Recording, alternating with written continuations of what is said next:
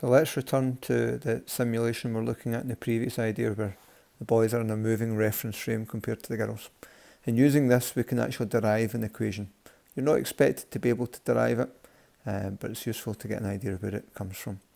So we'll call TG the time measured by the girl and TB the time as measured by the boys. Now for the girl it has to travel 2h divided by c. So it has to travel 2h, so the light will take the time 2h divided by c, and for the boys it's 2s divided by c. And we can see that 2s divided by c is larger than 2h, so we can see that the time is greater for the boys. But we can now start to look at the simple geometry of the situation and try and link these together in a more detailed formula. There's a right angle triangle involved, PMB, up there. The hypotenuse of that is S, and the height and a half d along the bottom.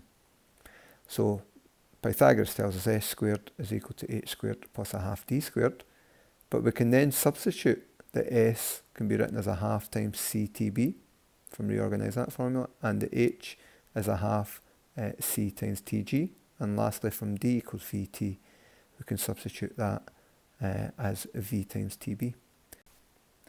And therefore we end up with the idea that the time that the boys measure is equal to the time that the girl measure divided by the square root of 1 minus v over c all squared.